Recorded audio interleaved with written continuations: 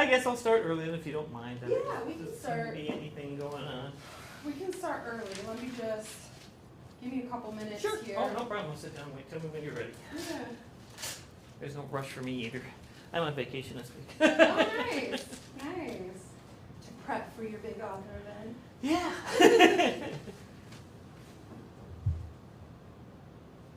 I'm still waiting for a Rockefeller to come and buy my books. I know it goes nationwide. Yeah.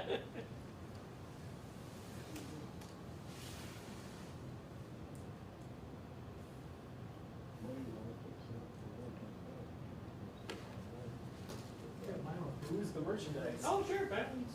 Pick out whichever one you want. This is the layout. Yeah, they did a very nice job with it. And I just put a brand new kitchen in for my mother, so she's all excited about that. Yeah. We're just finishing up, so. Cool. Is that what you did the rest of the day? Actually, I had Sims come in to do it, so it took them about a week. Okay. But it looks a lot better than the old one. Great. Yeah. My mother's name is Verna, by the way. I don't know if anyone knows Verna Ahrens. She also comes to the senior center, so. Oh. Yeah. Do you guys know Verna? I don't think so. I've probably seen her. Oh. Yeah. I just don't know who Yeah. she is. Yeah, she's always with Lois. She always comes in with Lois, usually. Yeah, Lois is right across my neighbor, right across from us. She's on Janesville Street. I can't remember her last name. Yeah, I can't think of them right now. There's so How do you many pronounce that your last come in. name? Ahrens, Ahrens. Ahrens? Yeah, the H is silent. Okay. Aaron. Yeah, there you go. I got it. That's okay. Like the car dealership, you You'd know? be surprised how many people go Ahrens. Ren? Or last time we got together online when you tried to pronounce Tanlegalle. Oh, that was hilarious. Oh, That was hilarious. there was a lot of things going on. That was just hilarious. Because that was in May of 2020, wasn't it? Yeah. Yeah, it was wild then. Yeah. That was fun though. Yeah, yeah. Java.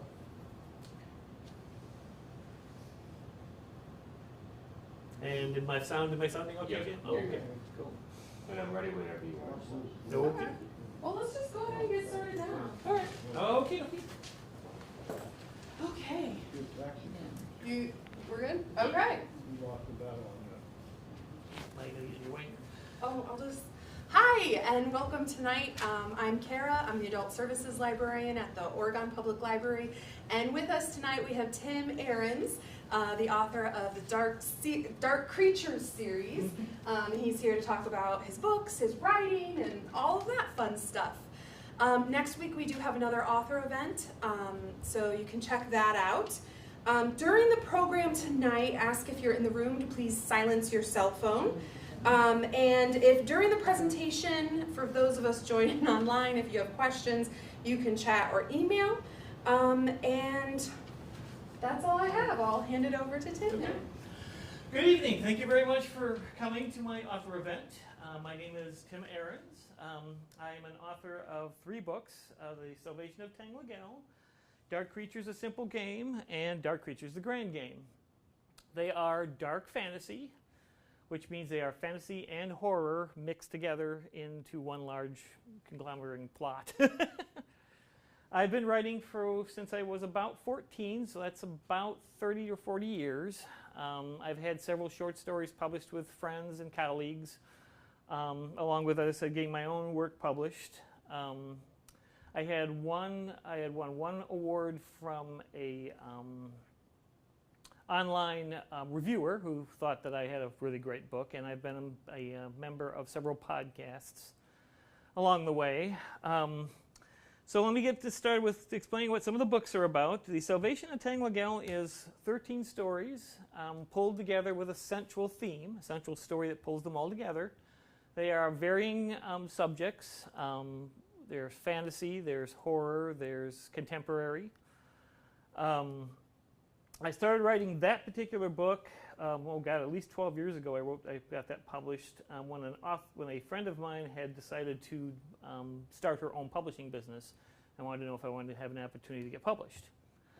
So I published that book through her. Then about 10 years after that, I did the Dark Creatures, A Simple Game. Now that uses characters from the Salvation of Tanlegalle and some original characters. Once again, it's dark fantasy, so it's fantasy mixed with horror. And in this particular case, you have a set of gods who are put off to the side in another realm, who get bored sitting around, so they like to play with human pieces, like chess pieces. So that's what they do, and then to spice the game up, these gods give the humans they're playing with the power to create their own chess pieces in another world, which they think is only a 9-bit video game that they're playing.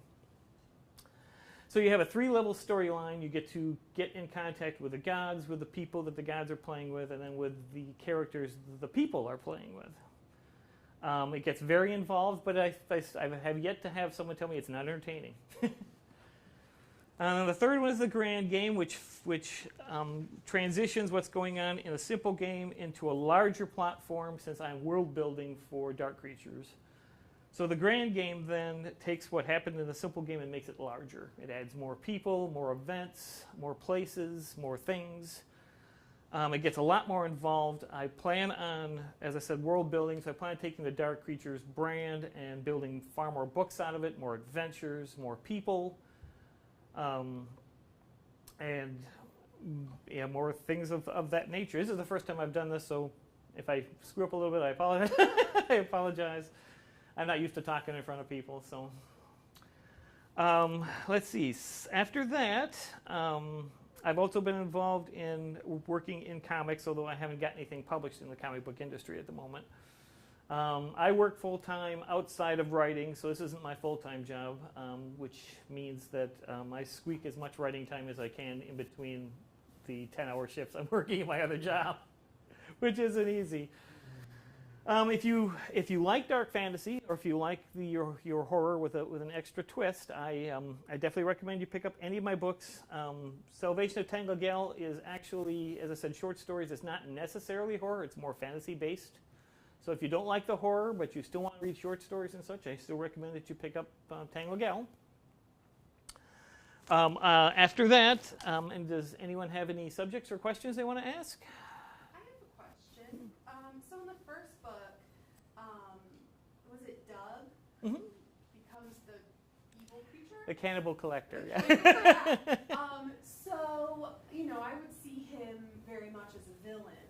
But then I kind of kept forgetting about all these gods that were essentially making things happen. And, how did you view and develop villains as you were writing this piece? And did it change from beginning to middle and all that? That's a good question. The gods themselves I stay very true to. So if you like history and you like looking into I forget what the exact word is for it, into gods and historical pieces, you'll find that I'm very accurate as to what their motivations are and what they do when they were actually in power. Right now in the book, they don't have the influence over humanity that they once did when in the past, so now they're delegated down to their little pawns. As far as villain goes, I started Doug out all he was going to be was just a simple killer, basically. It wasn't going to be anything special. And then I started researching Ted Bundy and Ed Gein and John Wayne Gacy. And I couldn't resist putting flares. So now he's not just a serial killer. Now he's a sick serial killer. Yeah, I see that. And then his attitude, I took a little bit of each one of those serial killers and put them into his psyche. And then I gave him the outlook on life that nothing that has ever happened to him in his entire life is his fault. It's all somebody else's fault. It's your fault, or it's your fault. If he didn't have a great day, you must have caused it. Society caused it. Something else caused it. If he is not feeling well, it's not because he's not eating right or taking care of himself. No, it's something that somebody else has done. That somebody that's behind it. He also has a proclivity. This is really going to upset people, so I really wanted to make sure he was a pretty sickening villain, and he is. He also has a proclivity for kids.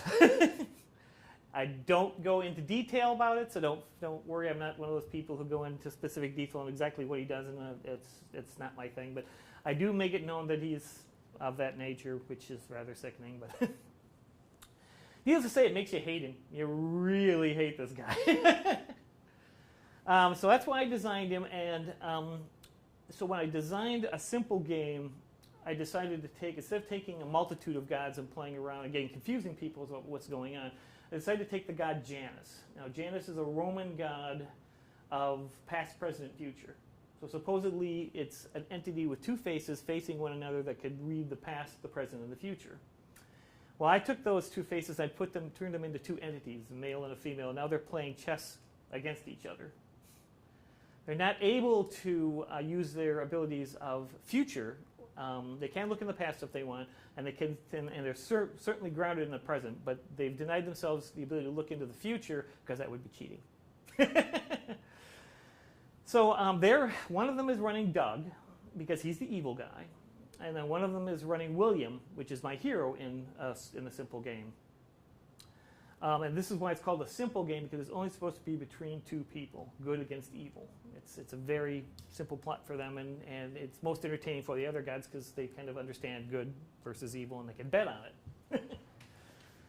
So that's where I came up with Doug. As I said, I put a lot of Ted Bundy is his way Ted Bundy thinks is part of Doug. Ed Gein's appetite is part of Doug. And John Wayne Gacy's proclivity is part of Doug. So, as I said, I just put those three in, and studying serial killers gets to be a bit of a habit, because once you start looking inside their mental abilities, you're kind of wondering, how did these people get so messed up? And I agree. And of course, I took a couple of points of views from other movies I've seen in the past, like The Bad Seed. I don't know if anyone's seen that particular movie. About people who are born without a conscience. They're born without a sense of guilt or right versus wrong. It's just what they want compared to what everybody else should be giving them. That's how I developed Doug. Any other questions? I was also curious about your use of the computer, 8-bit game. Were you inspired by other games like Jumanji and game-based fantasies, or where did you think of that? Oh no, actually I didn't think of Jumanji, although it's a good point. It might have been in the back of my head when I was working on it, but actually the idea of the game came from two sources. One was Elder Scrolls Online, because I used to play that quite a bit, and you create your own character and you run through different events in that game. I started thinking of, well, what if this character wasn't actually just a 2D character? What if it was actually a living being that you're moving, even though they don't realize that you're moving them? And then the other one came from an anime I used to love to watch when I was a lot younger. It's called Hell Girl. And that's about an entity in hell who gets revenge for you, but you have to contact them through the computer. You have to message them at a particular time, a particular date. So I just actually wanted to use modern-day electronics to bring the story into the modern day and still have that fantasy horror element to it. So I chose 9-bit games because it's not so complicated to think that a 9-bit game could be played that way, whereas if you get one of the more complicated games out nowadays, like ESO or something like that, that takes a vast corporation to run. It just doesn't show up. And it's really hard for a designer, since in the first book, both Doug and William are drawn into this by thinking that there's a designer online building his own game. It's easier to make a 9-bit game by yourself on a computer than it is to try to make a 3D adventure game. That's where I came up with that idea. It was a lot of fun to do. It's still a lot of fun to do. In the grand game, that idea still goes forward, except that instead of using Janus's, male and female, you also get the Egyptian god of chaos shows up. I Am, which is an elder god from Lovecraftian thoughts. Circe shows up. She's from the Greek goddess of magic. And then you have one of my favorites, Lilith, shows up. And she's from Anglo-Saxon Christianity, and she's definitely a minx. I have a lot of fun with her, too. But anyway, that's how I designed the video game. How I came up with the plot line itself, in case anyone might be curious. I designed that one. That one took me about a week to design, believe it or not.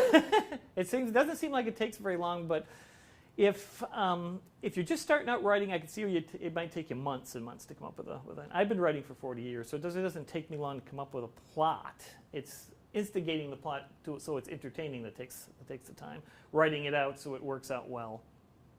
And it's easy to read, and all the characters come off correctly. But I came up with Dark Creatures as a whole simply by watching since I like anime, I'm an anime fan, watching an anime called Berserk. And that particular anime is about a lone swordsman who's cursed to be followed by the gods as a sacrifice. But he doesn't want to die for them, so he decides he's going to survive. So he ends up fighting all these spiritual devils and monsters and such like and so forth that they send at him, trying to sacrifice him to them so that they can take him. And he keeps beating the living snot out of them, which is the fun part. He's also Guts is his name. He's also the type of character I designed Augury off of. So Augury is very straightforward. She sees things in black and white. There's no grays anywhere. It's go forward, go backward, go left, go right. And Guts was very much like that too. And she has no problem wading into a huge disaster because she's got no fear of death. So that's how I came up with Dark Creatures. As I said, I do plan on expanding the brand after my new book comes out, which hopefully will be the end of next year, which is Dark Creatures, Worlds Unending. I'll probably set some of these characters aside and then move on to other characters and other situations, some using gods, some not, some stepping into this world by accident, some not. I've already got one book from the new series half written, or at least a quarter written. And that's where the book series is going. And as you can see, if anyone's interested, I've got quite a few accolades from, from Duckworth? I can't pronounce, I can see upside down. Reader's Choice Award was very interested in my work. I've got quite a few accolades about the Grand Game. I also had the Grand Game published through Atmospheric Press. I got to give them kudos. Self-publishing is expensive, mind you, so if you decide you want to self-publish, be careful who you go with and make sure you get quality for what you're paying for, because it's not cheap. But if you do get a company as quality as Atmosphere, they're definitely worth the money. They did a beautiful job with the cover. The interior layout is fantastic. They walked me through the editorial process. They listened to what I had to say about a lot of that other stuff. I have to give kudos to James Reich, which is my designer for characters in the book. He did all the artwork, all the black and white artwork. So in both of these books and in this book, there's artwork to go along with the stories. So James Reich did the artwork, black and white artwork for both of these, and then my friend Eric Truman did the almost 3D artwork for the book in Tanlegalle. If I show off one of your No. Would you mind? Yeah, here's some of the artwork that they got. Show it to the camera too, Neil, please. Don't want to get in the way, but anyway. That's some impressive stuff that he got there. It's a local artist that did this. Well, it's not like local Oregon, but local to the state, Yeah. Wisconsin. Did you get a couple pictures? Yeah. Okay. All right. Does he just come up with the characters that are on the cover? Now, did you have a basis for characters, or did you come up with the image? Except for the gods, which are already pre-designed in history, I came up with all the characters myself. I design everything from the ground up. I'm a very character-orientated writer, so whereas some authors will deal with the background and showing you tons of different things that you don't really need to see or hear, and it gets kind of boring that way. I tend to like to let you see what the character sees. So when you're looking at the background, you're looking at what the character's looking at. I like that character perspective. So I build all of my characters from the ground up. As far as who I use and how I come up with a character, that all depends on what type of book I'm working on or what type of short story I'm working and what takes my fancy at the time. Like when I designed Augury and Lilica Trevelyan, Augury Parse and Lilica, which are the two fantasy characters you see here. When I came up with them, as I said, I just got done watching that anime I mentioned earlier, which I can't think of the name of. No. Berserk, thank you. My brain's shutting down. I apologize. But I didn't want to use Guts, which was a big male, huge male character, so I turned him into a female. And then to make things more interesting, each of these characters have a secret that they hide from the world. Each one of these characters is a monster of some type. Because I also got a big kick out of the fact that you could take a monster or something that's normally considered to be a villain and turn him into an anti-hero. An anti-hero is a character that's not necessarily doing things for the right reason, but doing the right thing for the wrong reason. So that's what Augury and Lilica are originally. That's how I designed them. And then to build their appearance, I just happen to have a huge collection of anime figures in my house, because I'm a big anime fan, and a lot of other photos. So I just look around online or something like that for hair color, eye color that would work, how tall I might want to make them. And I try to balance them out so that their strengths and weaknesses work together in unison. So what happened is Lilica is a bard. She works with music and song and spells in that way, whereas Augury is a swordswoman. She works with metal and iron and steel. It's also very interesting, a good story I can tell you about Augury, or about Lilica, excuse me. My bard is originally, when I started writing dark creatures, she only showed up in one scene originally. She was only in the bar scene when Augury walked in, and I only used her to bring flavor to the scene when you walked in. And then all my proofreaders started screaming at me, "What is this Lilica person? Who is this?"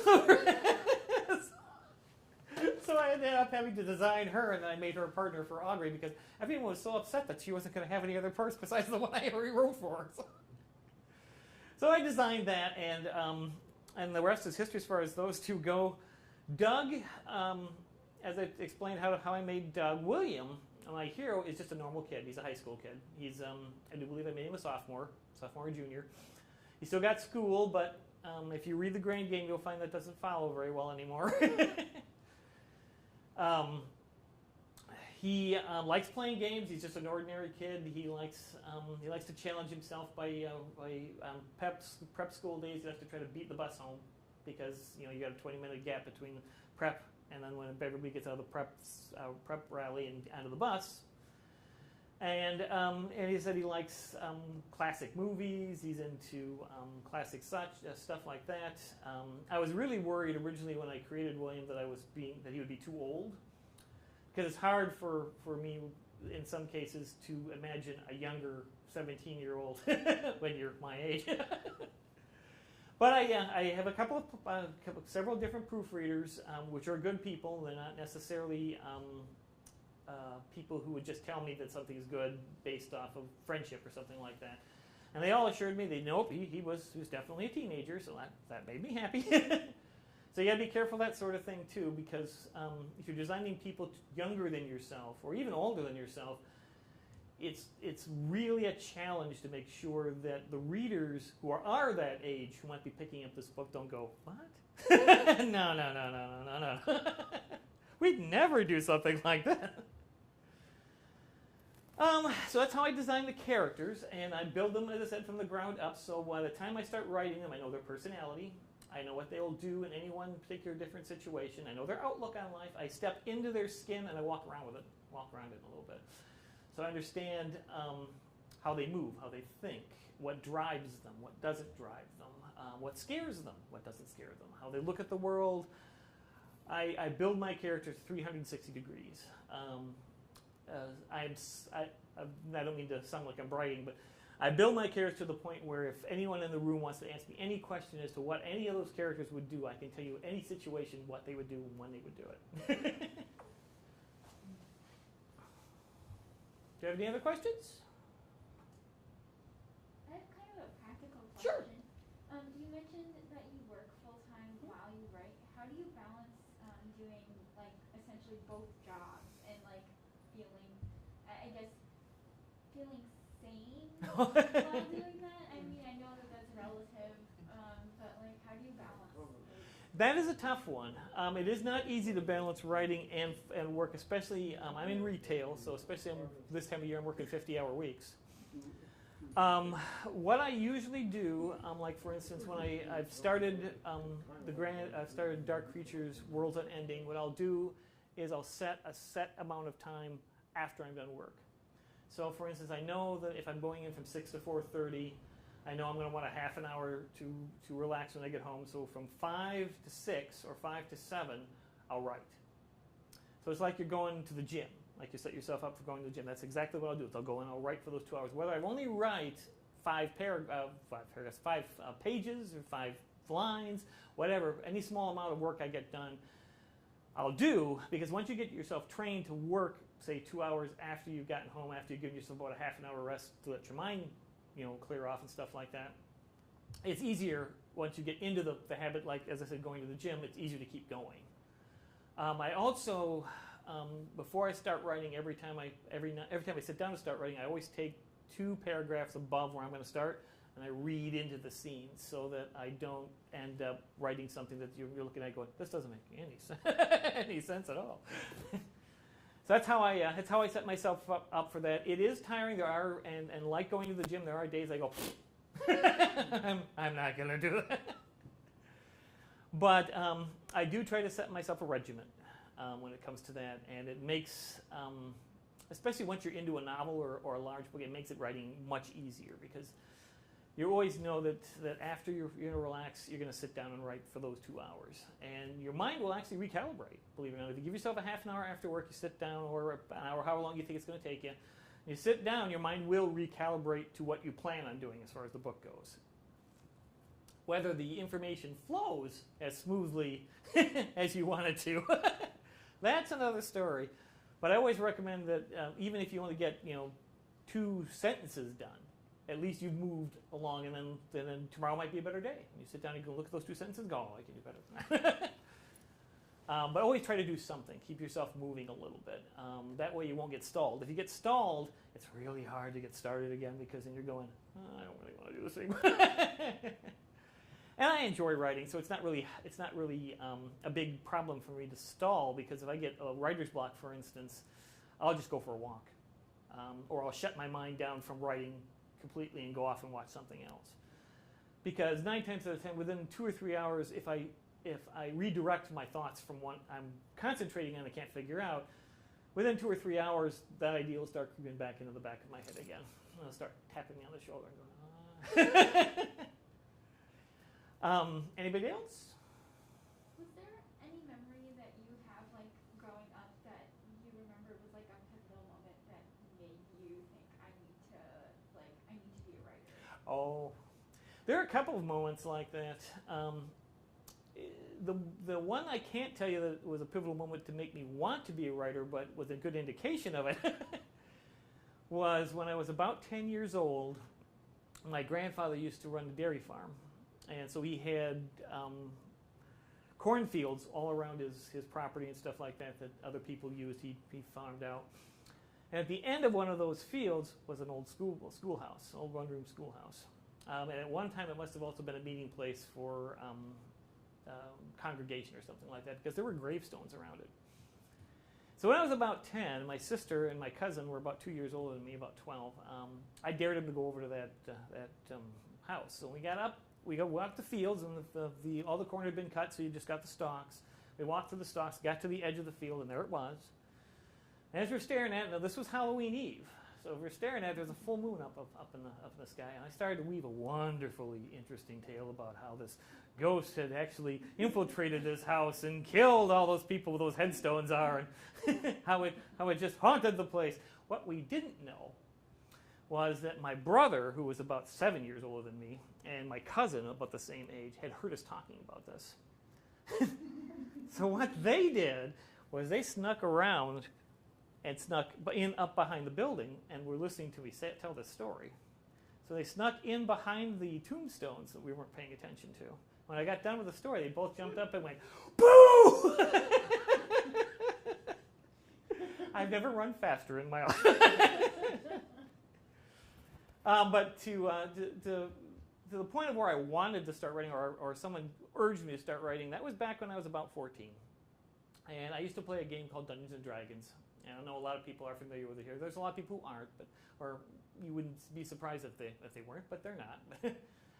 And I used to game master all the time, and I had about, between at least 10 people I used to game master. And so every week I'd have to come up with a plot to run the characters through. Well, my players urged me to start writing some of these stories down because they thought they were so much fun.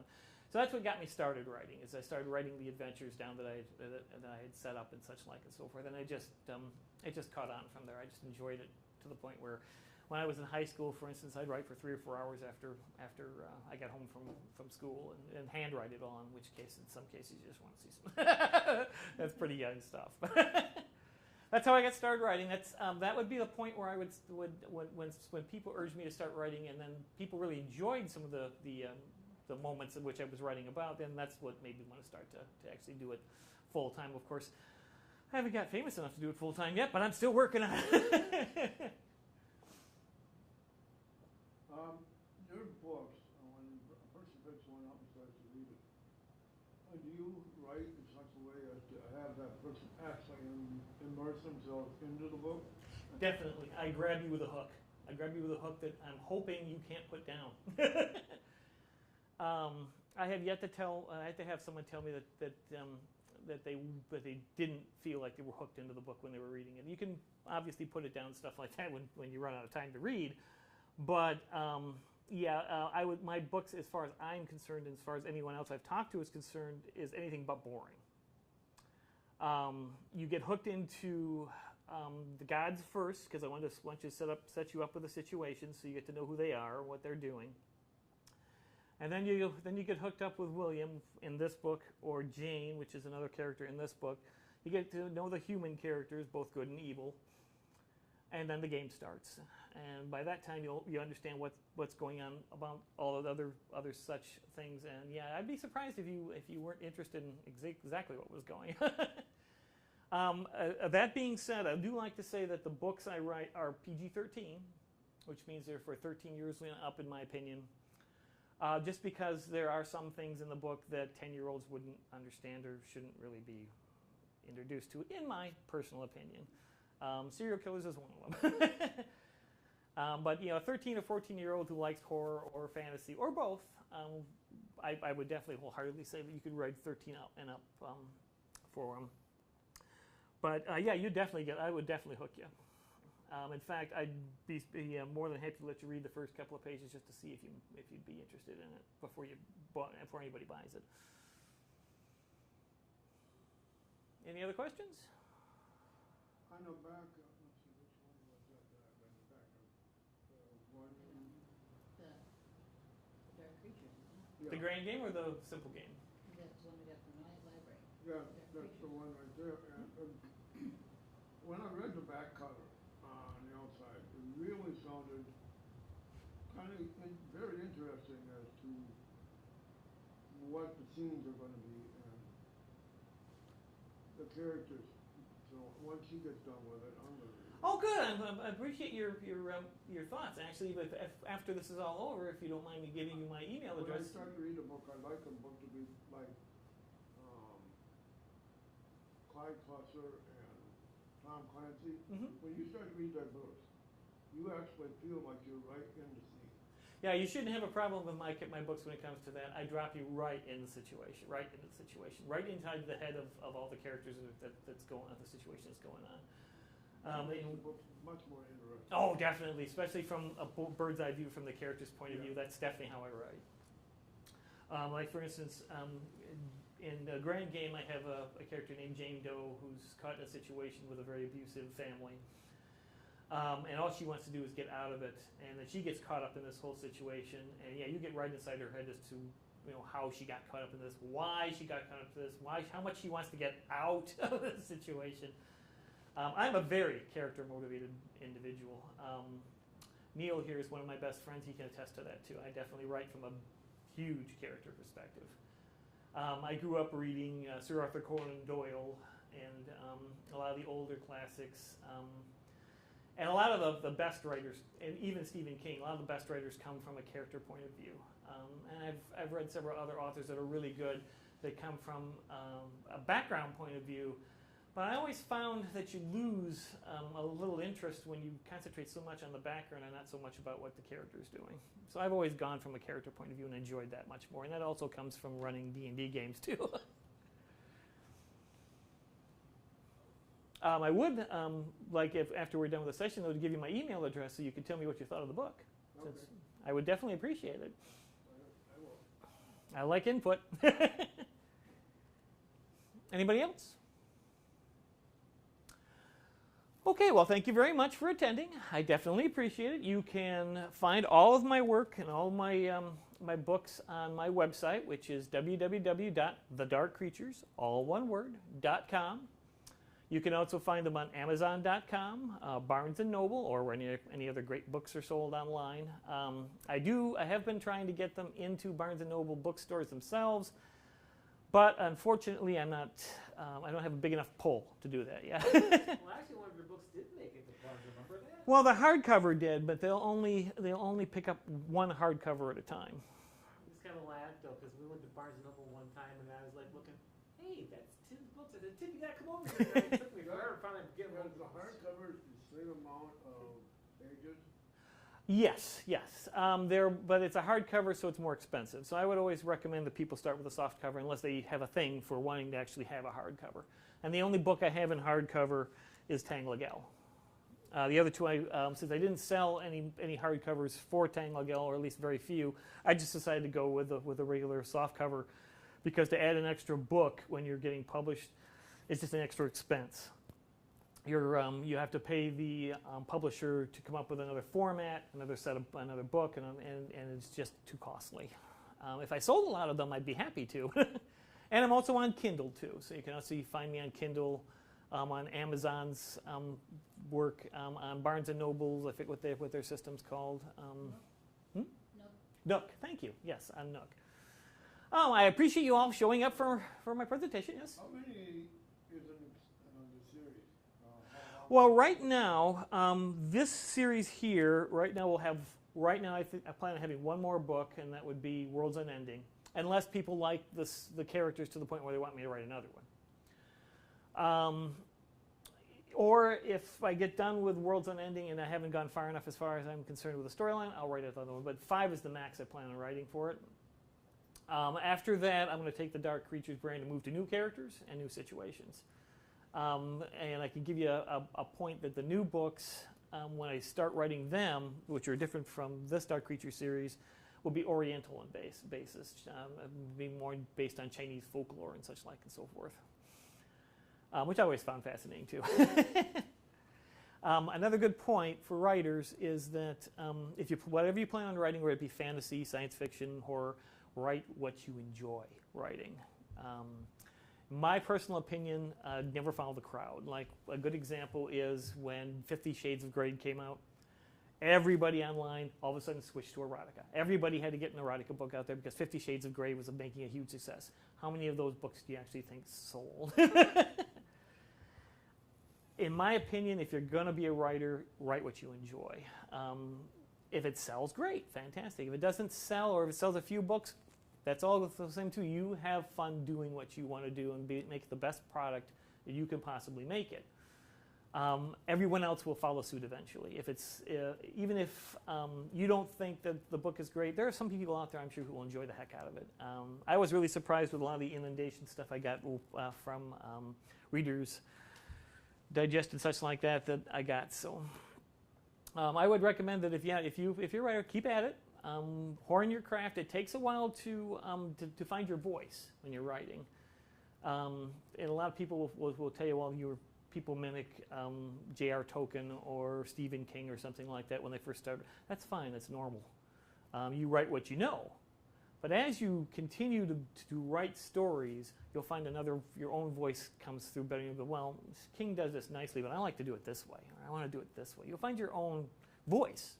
And that's 50% of how you make yourself a good writer, is to find your own voice, and to find a subject matter you love writing. And then, there are authors out there I've talked to and I've heard about who've said that they who wrote the Foundation series again, Neil? Asimov, for instance, who's said at one point that he was writing the Foundation series, which is a great series of books, but he was writing that up to book 5. When he got to book 5, he didn't want to write it anymore because he was bored with the subject. Problem was that his editor wasn't. So they kind of forced him to keep going with writing those books, in which case they just went further downhill. As I said, you just find something you enjoy writing, so that if you do get caught in that situation, you're not going to be, crying to the moon that you're stuck writing. I'm stuck writing dark creatures for the rest of my. It doesn't bother me. I like writing. I like writing the genre. It wouldn't bother me if my fans like J.R.R. Martin were screaming for the next 20th volume of dark creatures. That would not bother me at all. Using the same characters, I could come up with it. Thank you again for attending my talk. I appreciate you showing up. Thank you very much for your questions. As I said, if you're interested in purchasing any of the books, I was going to let you use a credit card, but I forgot my Square meter, so I can't use credit cards now. But if you want to write a check or cash, that's fine. If you don't, that's quite all right too. You can always get them off Amazon or my website. If there's any other questions, I'll turn it back over to you. Now, your books, the science fiction intermingle with the rest. It's fantasy intermingled with horror. Tanlegalle has some fantasy intermingled with a horror fantasy horror setup. The main story is fantasy, but for instance, there's a short story that's drawn into that is actually science fiction. As I said, so I took 13 separate stories that shouldn't go together, and I made them go together. I wove them in like a tapestry. Anything else? Thanks again for showing up. I definitely appreciate the Oregon Library for hosting this event. They are being fantastic. When the next book comes out, I will be reaching out to her again. And thank you very much.